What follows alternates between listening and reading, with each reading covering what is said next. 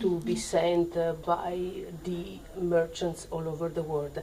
And that was a problem, because not always they had the possibility of having a scale to weigh the precise quantity and calculate the exchange rate for this good. So the Impiraresse, these ladies here, used to use these big needles, these long needles, in order to string the beads that we call in Venice conterie, in order to obtain big bunches of already strung strings of these beads that were easier to commercialize and sell and would not get lost easily. Because imagine having one of these big boxes of this big on the floor. They would be almost lost. It would be very difficult to pick them up. So to bring them around the world already strung was the safest, easiest and most rewarding way. So these ladies used to sit outside their doors up to the 70s, because now I show you, I have a photo of the 70s. So also recent I guess some more out of this. recent times. This is a photo that was taken in the 70s, early 70s, late 60s.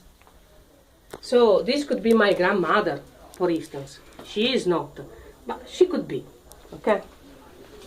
They used to sit outside because of two different reasons, two main reasons. The light, which was for sure better outside than inside their homes, because now we have very technological lights. I have one over my desk, for example, which even have a loop. But in the past, of course, many of the houses, especially during the 19th century, were not even lit.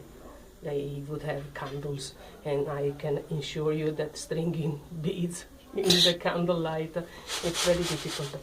They would sit on an appropriate chair that was low, so that they could stay with the knees in a good angle, okay?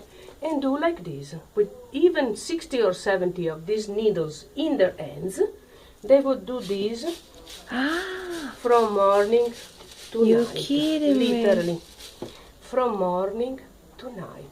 Now, I don't have the threads here. They used to have a very thin but very compact and resistant cotton thread strung here, and they would make always a certain standardized length of strings and a certain standardized number of string for each bunch of them. That was the commercial way of giving them away around the world. So the most talented them, the most skillful, those that would have strung the entire life, would even be able to use up to 80 of these long needles. Wow. 60, 80, and they would keep them like this, between the three fingers, open like a fan. In fact, this was called la sventola. Of course, the the tray, to be able to string as many beads as possible in the quickest time, had to be always very full. In fact, they used to contain, this is even a very small one. The bigger ones have even a little compartment on the side that would contain the little scissor and of course the thread and all the rest that was needed.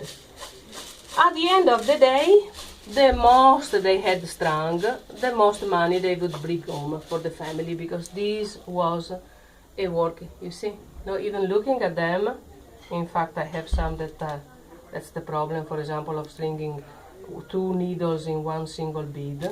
So every so often you have to check to make sure. Exactly, and after, when the agada, the full length of the needles, was completed, they would then do this and pull down the strung beads in the yarn, in the thread, sorry.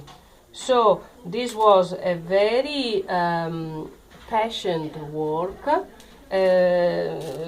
paid next to nothing. So next to nothing means almost nothing.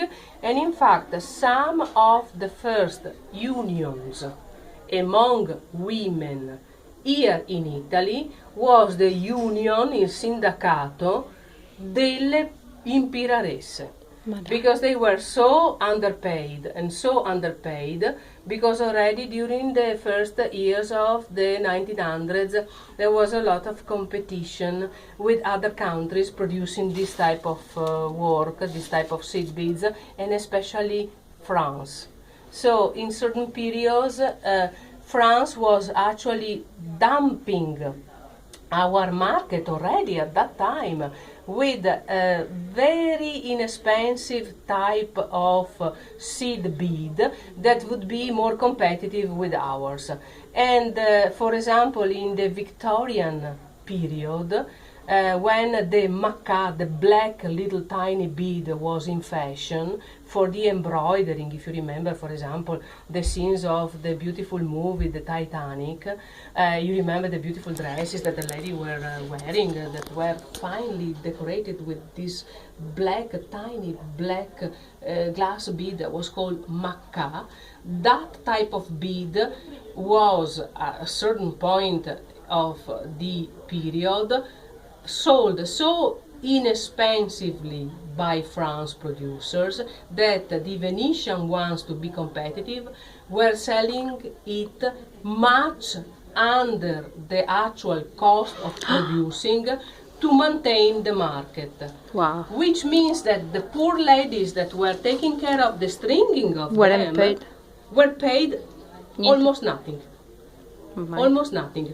And there is another aspect of the work, that the lady stringers would work in a such of coordinated system under the rules of the mistra, which was the main Impiraressa, the master Impiraressa, la mistra, which was a sort of chief that was practically, dimmi, di che facciamo tra un attimo? That was practically the intermediate between the ladies that used to work at home and the company that would produce the beads. The companies that would produce the beads would not give the big quantity of beads, a large case of wood containing maybe 100 kilos of beads, to anyone. They would give it to a person of their confiance, and this lady would distribute the work around the different ladies in the quay, in the side of the town where they were working. Most of them were in the sestiere of Castello. Castello was the main area in Venice where the Impiraresse used to work. The perlere, instead, the bead makers, would work more in Cannareggio. Ah, okay. In Cannareggio also was very diffused, but in more recent times, the work of the mosaicista. The mosaic of glass, it's another Orsoni.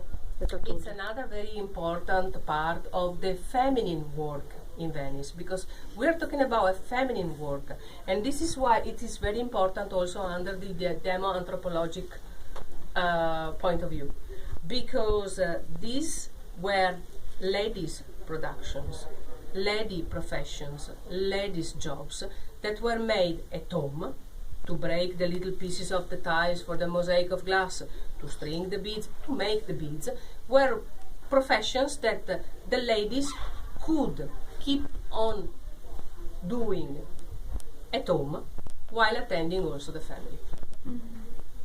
And it was a basilar, very important source of income for the Venetian ladies, especially between the 1800s and the 1900s, where Venice, coming out from the Republic and exploited of everything, before from the French, after from the Austro-Hungarian, was very, very poor. Questions? Wow. Questions? Why? No, wow.